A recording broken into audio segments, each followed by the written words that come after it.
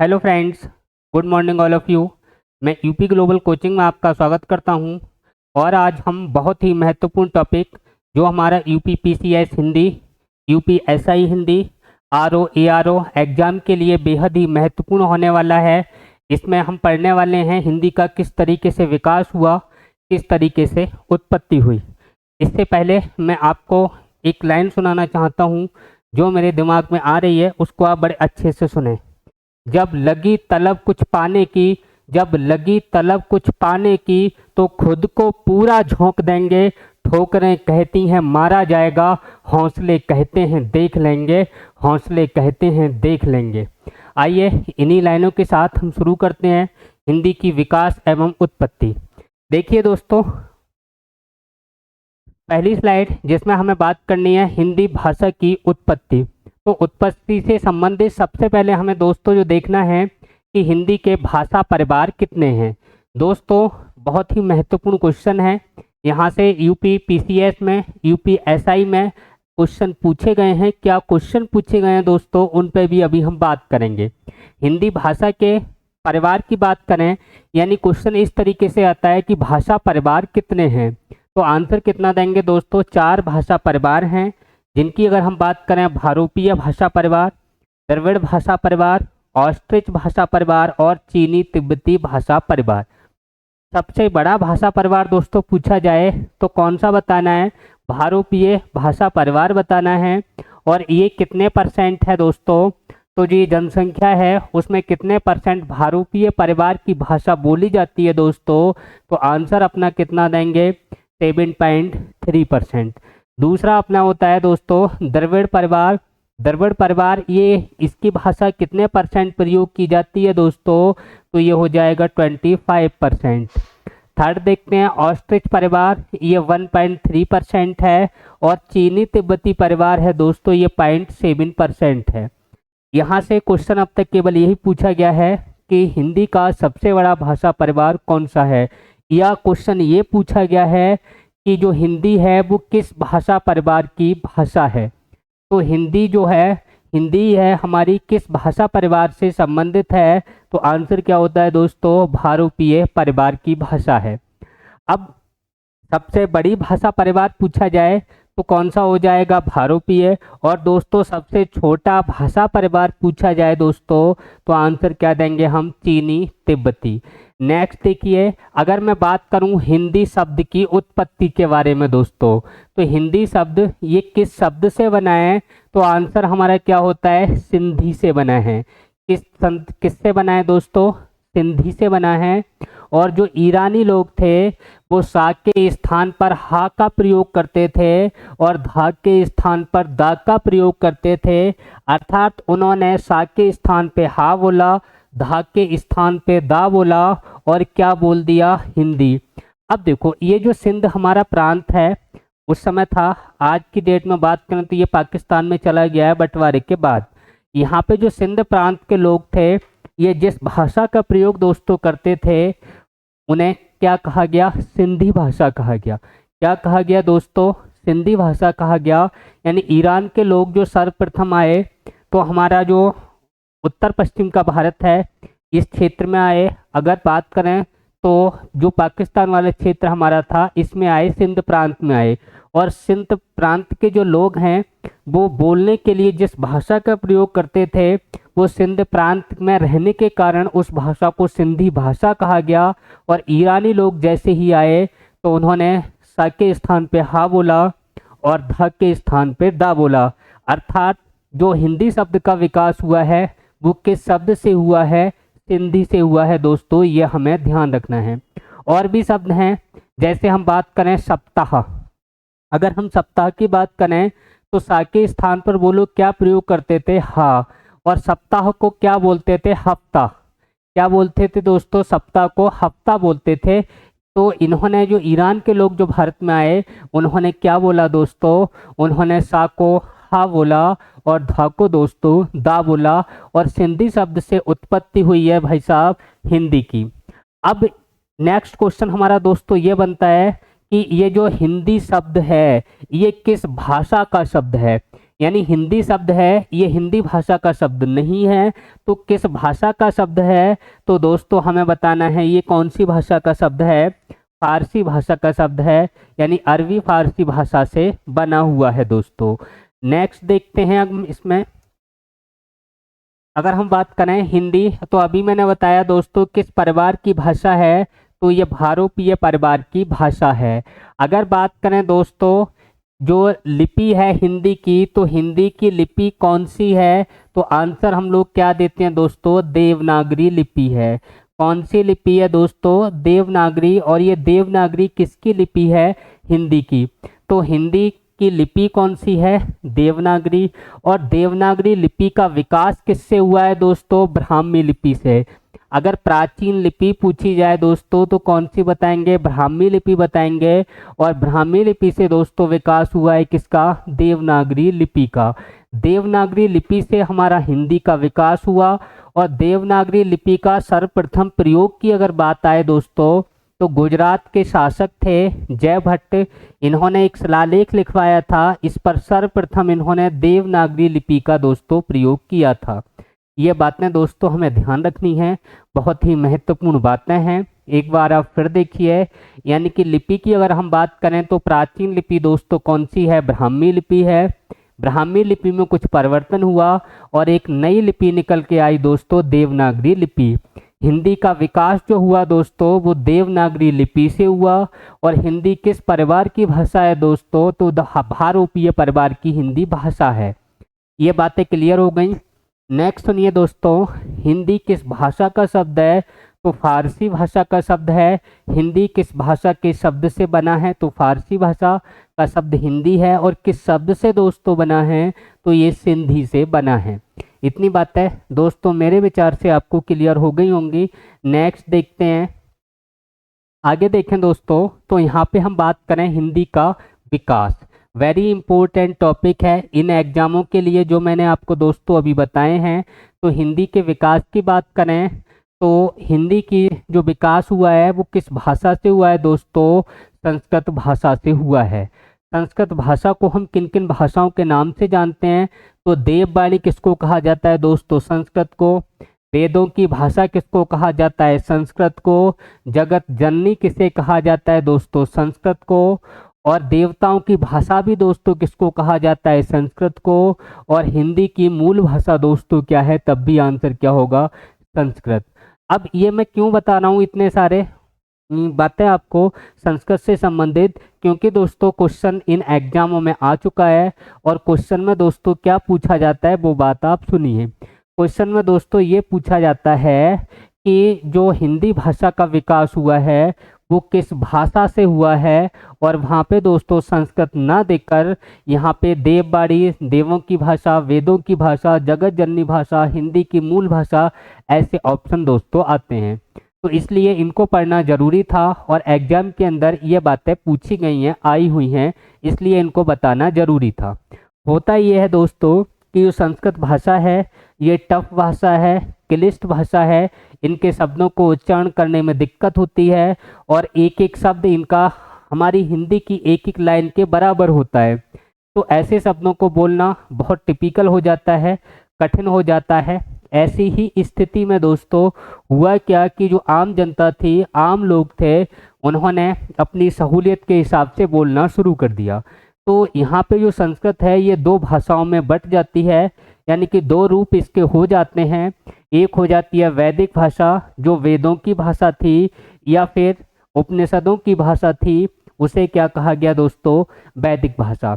एक भाषा हो गई, इसका दूसरा रूप हो गया दोस्तों लौकिक भाषा। और लौकिक भाषा अन्य भाषाओं के शब्द इसमें शामिल होते हैं। और ये जो भाषा है वो आम बोलचाल की भाषा है, जनमानस की भाषा है। लोगों ने जो भाषा उन्हें आसान लगी, यानी अपने शब्द उन्होंने जो बना लिए उसे बोलना इन्होंने शुरू कर दिया, उसे क्या कहा गया दोस्तों, लौकिक भाषा कहा गया। आगे देखते हैं, जो रामायण है, महाभारत है, ये जो लिखे गए ग्रंथ ये किस भाषा में दोस्तों लिखे गए, तो लौकिक भाषा में लिखे गए। अब होता क्या है, समय बदलता जाता है, कुछ समय के बाद ये लौकिक भाषा है, इसमें फिर से दोस्तों परिवर्तन होता है और परिवर्तन होकर एक नई भाषा का विकास होता है जिसे कहा गया दोस्तों पाली भाषा। अगर दोस्तों हम पाली भाषा की बात करें तो ये महात्मा बुद्ध के समय ये पाली भाषा रही है और इसे बौद्ध धर्म की भाषा भी कहा जाता है। अगर जो बौद्ध ग्रंथ हैं जिनमें हम बात करें त्रिपिटक, जिनमें बात करें सुत्त पिटक, अभिधम पिटक और विनय पिटक आता है, ये तीनों ही ग्रंथ हैं जो बौद्ध ग्रंथ हैं, ये दोस्तों पाली भाषा में लिखे गए हैं। अब समय जैसे जैसे बदला, क्योंकि देखो संस्कृत से कुछ सरल जो भाषा आई वो पाली भाषा आई, लौकिक भाषा आई और उसके बाद ये भी शब्द लोगों को कठिन लगने लगे। जैसे रामेश्वर को गांव में लोग रामेश्वर सीधा सीधा बोलने लगते हैं, तो ऐसे बहुत सारे शब्द हैं जिन्हें बोलने में दिक्कत आती है, तो गांव के जो लोग हैं, हम लोग हैं, उनको सीधा सीधा बोलना शुरू कर देते हैं। संस्कृत के शब्द क्लिष्ट थे, बोलने में दिक्कत थी, तो हम लोगों ने उनको सीधा सीधा बोलना शुरू कर दिया और इसी से निकल के नई नई जो भाषाएं हैं उनका विकास होने लगा दोस्तों। पाली भाषा में फिर से परिवर्तन होगा और परिवर्तन होके ये जो नई भाषा बनेगी ये प्राकृत भाषा बनी। ये इसका रूप, इससे ये कठिन, फिर इससे सरल, ये यानी सबसे कठिन संस्कृत से जो दो रूप बन रहे हैं उसमें देखिए ये नीचे जो क्रम बन रहा है ना, ये सरलता का क्रम है। लौकिक से सरल पाली हो जाएगी, पाली से सरल ये प्राकृत हो जाएगी और प्राकृत से सरल फिर आगे क्या अपभ्रंश वगैरह, सौरसैनी वगैरह, ये खस वगैरह, ये अपभ्रंश निकल के आएंगे, वो मैं दोस्तों अभी आपको बता रहा हूँ, करवा रहा हूँ। ये पाली भाषा है, इसमें परिवर्तन हुआ तो नई भाषा आई प्राकृत भाषा और इसी को कहा गया अर्धमागधी भाषा। ये प्राकृतिक भाषा है दोस्तों, ये जो महावीर स्वामी हैं उनके टाइम की भाषा रही है और महावीर स्वामी का जैन धर्म का एक प्रसिद्ध ग्रंथ है दोस्तों। जैन धर्म का जो प्रसिद्ध ग्रंथ है उसे क्या कहा जाता है दोस्तों? आगम कहा जाता है। तो आगम की बात करें हैं या जैन धर्म की भाषा की बात करें तो कौन सी है? प्राकृत, या इसको अर्धमागधी भी कहा जाता है। और सुनिए दोस्तों, एक क्वेश्चन हमारे यूपी पुलिस में और जो अदर एग्जाम में उनमें कई बार पूछा जा चुका है कि जो महावीर स्वामी थे उन्होंने उपदेश किस भाषा में दिए, तो आंसर क्या होगा दोस्तों? प्राकृत भाषा में। अगर दोस्तों हमसे पूछा जाए कि महात्मा बुद्ध ने उपदेश किस भाषा में दिए तो दोस्तों आंसर क्या होता है? पाली भाषा में। नेक्स्ट सुनिए, प्राकृत भाषा के बाद फिर इसमें परिवर्तन होगा और अब इसमें एक तरीके से एक नई भाषा निकल के आएगी। वो क्या आएंगे दोस्तों? अपभ्रंश।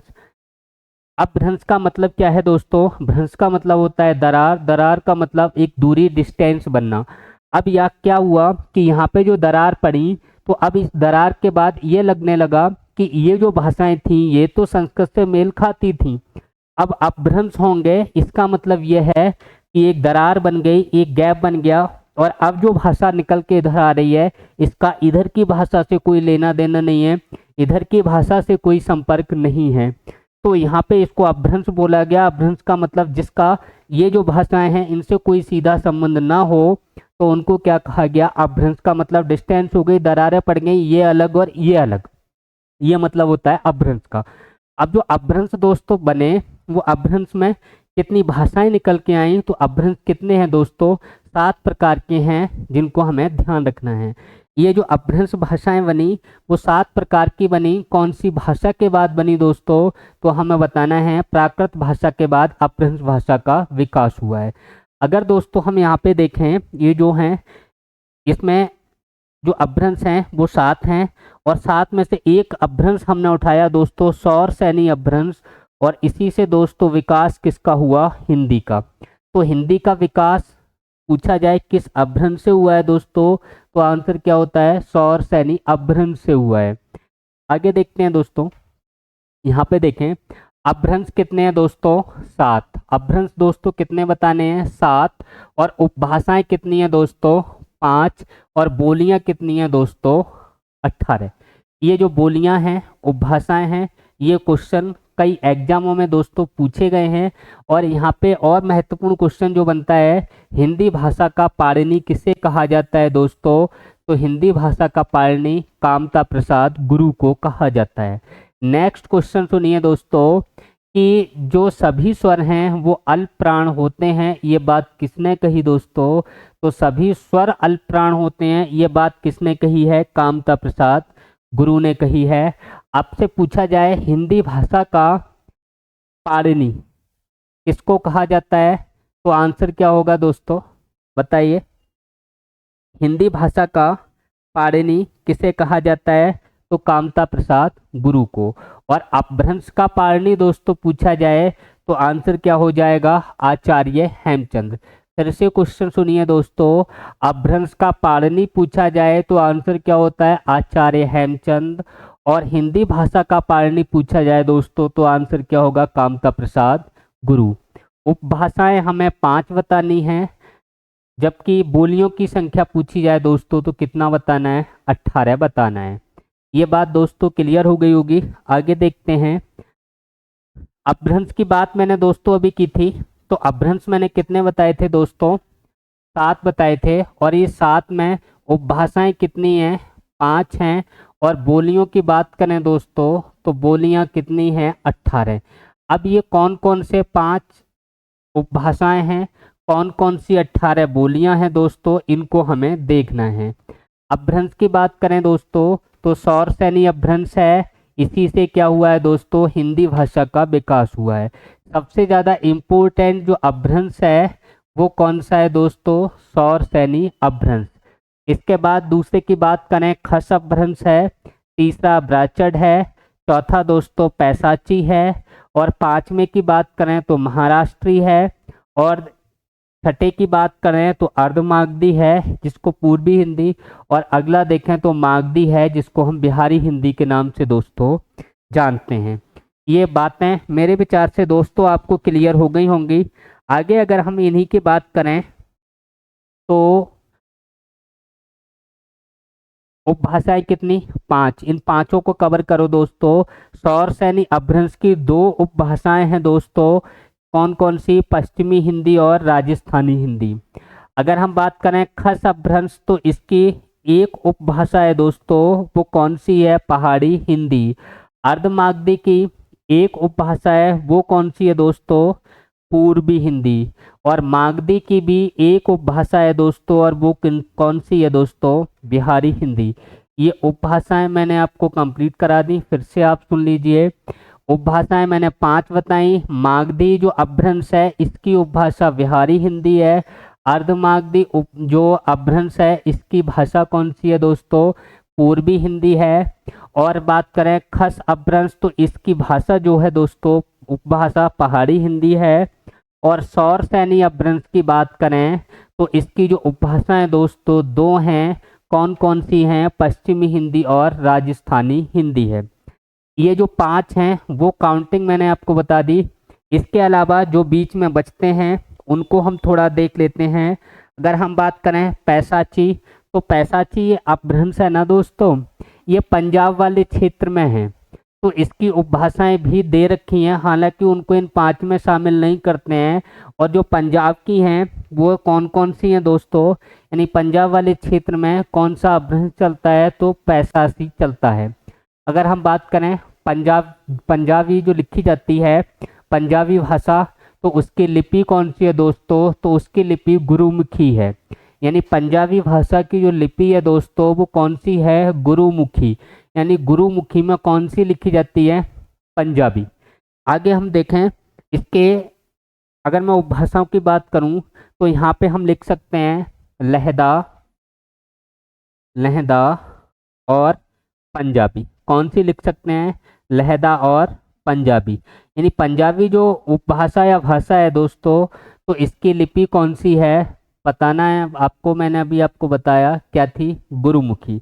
इसके अलावा दोस्तों अगर हम बात करें यहाँ पे जो मराठी है, मराठी अपभ्रंश है, यानी कि जो महाराष्ट्री अपभ्रंश है इसकी जो उपभाषा है दोस्तों, उपभाषा वो कौन सी है दोस्तों, मराठी।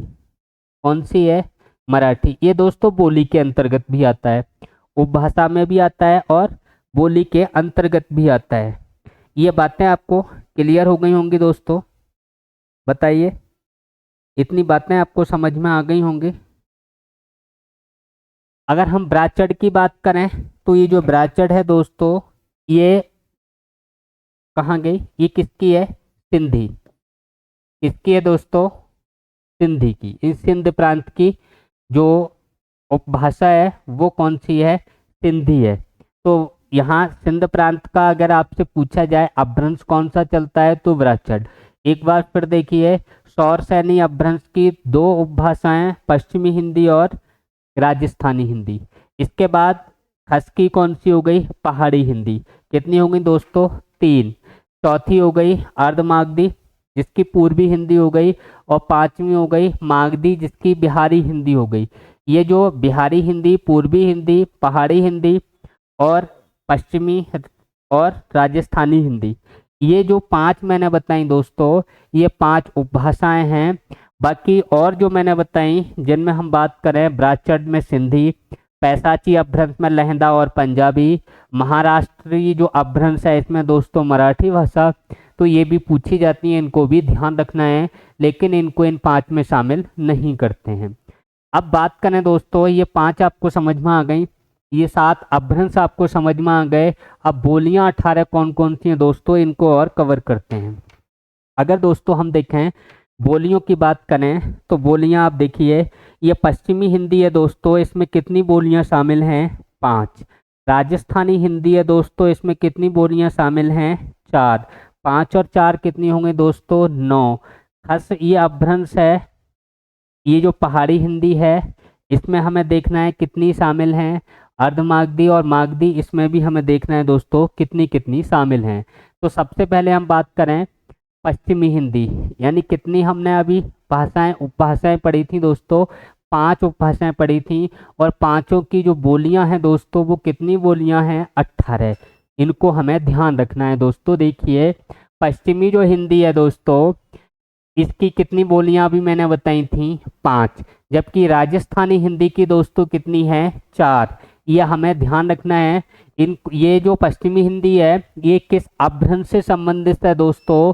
सौर सैनी अपभ्रंश से। और राजस्थानी हिंदी वो भी किससे संबंधित है दोस्तों? सौर सैनी अपभ्रंश से संबंधित है। अब जो 5 बोलियां हैं इनको याद रखने के लिए आपको एक ट्रिक ध्यान रखनी है, और वो ट्रिक दोस्तों क्या है? ब्रज में किसने हरे कोए बोलते देखे। ब्रज में किसने हरे कोए बोलते देखे, ये क्या है दोस्तों? ट्रिक है। अब ब्रज से कौन सी हो जाएगी बोली भाई साहब? ब्रज भाषा। यानी 5 बोलियां कवर करा रहा हूं दोस्तों, इनको ध्यान से करना, बड़े इंपॉर्टेंट क्वेश्चन दोस्तों यहाँ से बनते हैं। तो ब्रज भाषा जो है वो ब्रज भाषा बोली है, और ये जो ब्रज भाषा ये बोली है दोस्तों, ये किस हिंदी के अंतर्गत या किस उपभाषा के अंतर्गत आती है दोस्तों? तो कौन से के अंतर्गत हो जाएगी? पश्चिमी हिंदी के अंतर्गत। पश्चिमी हिंदी किस अपभ्रंश के अंतर्गत आती है दोस्तों? तो आंसर क्या देंगे? सौर सैनी अपभ्रंश के अंतर्गत आती है। इसके बाद यहाँ पे देखें किसने से क्या देखना है आपको? कन्नौजी। हरे से दोस्तों क्या देखना है? हरियाणवी देखना है, और इसी को कहा जाता है दोस्तों बांगरू। इसी को दोस्तों क्या कहा जाता है? बांगरू कहा जाता है। कोए से कौन सी हो जाएगी? कौरबी। और कौरबी को दोस्तों क्या कहा जाता है? खड़ी बोली कहा जाता है। और ये जो खड़ी बोली है, खड़ी बोली के प्रथम कवि किसे कहा जाता है दोस्तों? तो कौन है खड़ी बोली के प्रथम कवि? अमीर खुसरो हैं। ये वेरी इंपॉर्टेंट क्वेश्चन है, साहित्य के अंतर्गत पूछा गया है कि खड़ी बोली के जो कवि हैं उनका नाम क्या है? तो अमीर खुसरो दोस्तों हमें बताने हैं। यहाँ पे बोलते से मतलब बुंदेलखंडी, और बुंदेलखंडी के जो प्रसिद्ध कवि हैं दोस्तों वो कौन से हैं? जगनिक हैं। बुंदेलखंडी के जो प्रसिद्ध कवि हैं दोस्तों वो कौन से हैं? जगनिक हैं। ये जो खड़ी बोली की दोस्तों हम बात कर रहे थे, खड़ी बोली को कौरबी किसने कहा? तो आंसर क्या होता है दोस्तों? राहुल सांकृत्यायन ने कहा है। खड़ी बोली को कौरबी बोली किसने कहा है दोस्तों? तो राहुल सांकृत्यायन ने कहा है। नेक्स्ट देखते हैं दोस्तों, यहाँ पे देखें सौर सैनी अपभ्रंश की जो दूसरी उपभाषा है दोस्तों वो कौन सी है? राजस्थानी है। और इसके अंतर्गत दोस्तों कितनी बोलियां हैं? 4। ट्रिक ध्यान रखना है, मामा मावा लेकर जयपुर गए। क्या ध्यान रखना है दोस्तों? मामा मावा लेकर जयपुर गए। बड़ा आसान सा ट्रिक है, आपको याद हो जाएगा। यहाँ पे पहले वाले माँ से देखिए मारवाड़ी, और मारवाड़ी के जो प्रसिद्ध कवि हैं दोस्तों, तो आपको पता होगा चंद्रवरदाई हैं, जो कि पृथ्वीराज चौहान के कवि थे, और इन्होंने पृथ्वीराज रासो नामक ग्रंथ लिखा था। दोस्तों ध्यान रखना है कि जो मारवाड़ी बोली में कौन सा ग्रंथ लिखा गया दोस्तों, तो किसने लिखा? चंद्रवरदाई ने। कौन सा लिखा? पृथ्वीराज रासो। नेक्स्ट देखते हैं दोस्तों, दूसरे माँ से क्या है? मालवी बोली है। तीसरी बात करें तो मावा से मेवाती है दोस्तों, और जयपुर से जयपुरी है। ये जो चार भाषाएं हैं दोस्तों, चार बोलियां हैं दोस्तों, ये राजस्थानी भाषा या राजस्थानी उपभाषा के अंतर्गत आती हैं। नेक्स्ट देखते हैं दोस्तों, अगला देखें, खस अपभ्रंश। दूसरा अपभ्रंश है भाई साहब। अपभ्रंश कितने पढ़ने हैं हमें? 7 पढ़ने हैं। जो खस अपभ्रंश है, इसकी उपभाषा कौन सी है दोस्तों? पहाड़ी हिंदी है। और इसके अंतर्गत कितनी बोलियां शामिल हैं? यानी कि 5 एक जगह हो गई, 4 एक जगह हो गई, 9 और 3 ये हैं, कितनी हो जाएंगी? 9 और 3 12 दोस्तों। करनी कितनी है? 18 बोलियां हैं, कंप्लीट करना है एक एक को। देखिए दोस्तों, पहाड़ी हिंदी के अंतर्गत 3 बोलियां आती हैं, कुमायूनी, गढ़वाली और दोस्तों नेपाली। 3 हो गई। कितनी हो गई? काउंट करते हैं, देखो 5 + 4 + 3। नेक्स्ट देखते हैं, जो पैसाची अपभ्रंश है, तीसरा वाला अपभ्रंश, कितने हैं? 7। इसके अंतर्गत उपभाषाएं 2 हैं, हालांकि इसको शामिल नहीं किया गया है उपभाषाओं में, फिर भी आपको थोड़ा ध्यान रखना है, लहंदा और पंजाबी। अगर मैं महाराष्ट्रीय अपभ्रंश की बात करूं, तो इसमें उपभाषा दोस्तों मराठी कभी कभी पूछ ली जाती है, ये ध्यान रखना है। और ब्राचड़ की बात करें दोस्तों, तो इसकी उपभाषा कौन सी अभी बताई थी दोस्तों? सिंधी बताई थी। बोलियां हमने अभी कितनी कंप्लीट की हैं दोस्तों? 12 कंप्लीट की हैं। कितनी करनी है? 18 करनी है। अब देखो, अर्धमागधी अपभ्रंश की बात करें तो ये छठा अपभ्रंश है, और इसकी उपभाषा क्या है दोस्तों? पूर्वी हिंदी। इसके अंतर्गत कितनी बोलियां हैं? 3, छत्तीसगढ़ी, अवधी और बघेली। कौन सी दोस्तों? छत्तीसगढ़ी, अवधी और बघेली, ध्यान रखना है। अगर मैं बात करूं 7वीं जो अपभ्रंश है, ये 7वां अपभ्रंश है। इसके उपभाषा अगर पूछी जाए दोस्तों, तो अपभ्रंश की इसकी उपभाषा कौन सी है? बिहारी हिंदी है। और इसके अंतर्गत कितनी बोलियां हैं दोस्तों? 3 हैं, जो एग्जाम के अंदर पूछी जाती हैं, मैथिली, भोजपुरी और मगधी। मैथिली, भोजपुरी और मगधी, इनको ध्यान रखना है। ये दोस्तों इम्पोर्टेंट क्वेश्चन हमारे बनते हैं, और ये हर एग्जाम के लिए बेहद ही महत्वपूर्ण है। अगर दोस्तों यहाँ पे देखें, अंतर्राष्ट्रीय बोली, देखो बोली आपकी कंप्लीट हो गई। एक जगह मैंने 5 करवा दी, दूसरी जगह मैंने 4 करवाई, फिर 3 करवाई, फिर से ये 3 हो गई, और फिर से इधर 3 हो गई। देखिए दोस्तों, 3 तिया 9, 9 और 4 13, 13 और 5 18। बोलियां कितनी है दोस्तों? 18। ये 18 की 18 किस क्षेत्र से दोस्तों संबंधित हैं? किस उपभाषा से संबंधित हैं? किस अपभ्रंश से संबंधित हैं? ये बातें हमें पता होना दोस्तों बेहद ही जरूरी है। आप टेंशन ना लें, हिंदी को मैं आपको बहुत अच्छे लेवल से करवाऊंगा, और नेक्स्ट वीडियो में दोस्तों हम विलोम शब्द लेके आएंगे। इस क्लास को आप जरूर देखें, और ईश्वर करे आपको बहुत अच्छी सफलता बहुत शीघ्र मिल जाएगी। आप बिल्कुल टेंशन ना लें। देखिए दोस्तों, अगर बोलियों में अगर हम बात करें, तो अंतर्राष्ट्रीय बोली दोस्तों पूछी जाए तो कौन सी बताएंगे दोस्तों? भोजपुरी। अंतर्राष्ट्रीय भाषा अभी कोई नहीं है, हमारी जो राजकीय भाषा है वो हिंदी है दोस्तों। इस पे भी मैं थोड़ा बात करूंगा। हिंदी की जो संवैधानिक स्थिति में लेके आऊँगा, उस पे आपको ये जो सारी बातें हैं कि हिंदी का स्थान कितना है, क्या है, वो सारी बातें आपको दोस्तों ध्यान रखनी है। नेक्स्ट वीडियो में मैं आपको संवैधानिक स्थिति ही पहले क्लियर करवा दूंगा, विलोम शब्द बाद में देख लूंगा। अब आप देखिए दोस्तों, यहाँ पे अंतर्राष्ट्रीय अगर बोली दोस्तों पूछी जाए तो आंसर क्या होता है दोस्तों? भोजपुरी होता है। और इसके भोजपुरी के जो प्रसिद्ध कवि हैं दोस्तों, वो कौन हैं? कबीर दास हैं। क्लियर हो गया होगा। नेक्स्ट देखिए, भारत में सर्वाधिक बोली जाने वाली हिंदी है, यह कितने प्रतिशत लोग बोलते हैं? तो दोस्तों आंसर क्या होगा? 56।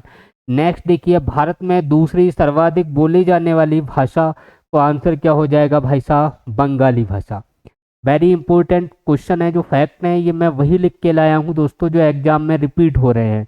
नेक्स्ट देखिए दोस्तों, विश्व में कितने प्रतिशत हिंदी बोली जाती है, तो आंसर क्या होगा, 4.46%। नेक्स्ट देखिए, हिंदी विश्व की कौन से नंबर की भाषा है, यानी कि जो बोलने का जो क्रम है वो अधिक से नंबर हम देखें तो कौन से नंबर पे दोस्तों आता है, तो दोस्तों नंबर कौन सा है हमारा, चौथा है, ध्यान रखना है, फोर्थ नंबर है। नेक्स्ट देखें दोस्तों, विश्व में सर्वाधिक बोली जाने वाली भाषा, वेरी इंपॉर्टेंट क्वेश्चन, छाप लेना इसको दोस्तों, क्या है, मंडारिन। और ये चीनी भाषा के नाम से भी जानी जाती है, लेकिन एग्जाम में जो क्वेश्चन आया है दोस्तों उसमें मंडारिन ही आया है, चीनी शब्द नहीं आया है। ये विश्व की कितने परसेंट बोली जाती है दोस्तों, तो 14.1% बोली जाती है।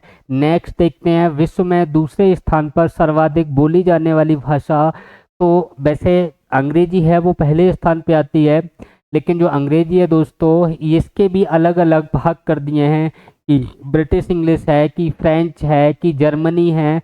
तो उस दृष्टि से दोस्तों हम देखें तो आंसर क्या हो जाता है, स्पेनिश हो जाता है।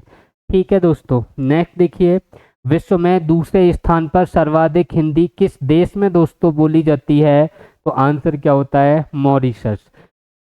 क्यों होता है, क्योंकि मॉरिशस में जो लोग बसे हुए हैं वो अधिकांश भारतीय लोग हैं, और वहाँ ज़्यादातर जो प्रधानमंत्री जी जो रहते हैं वो भी दोस्तों कहाँ से संबंध रखते हैं, भारत से रखते हैं।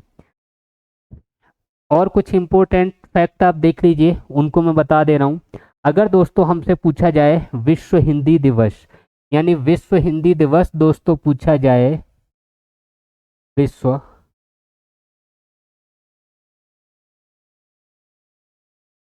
हिंदी दिवस, हिंदी दिवस, तो आंसर दोस्तों कितना देंगे हम, 10 जनवरी। कितना देंगे दोस्तों, 10 जनवरी।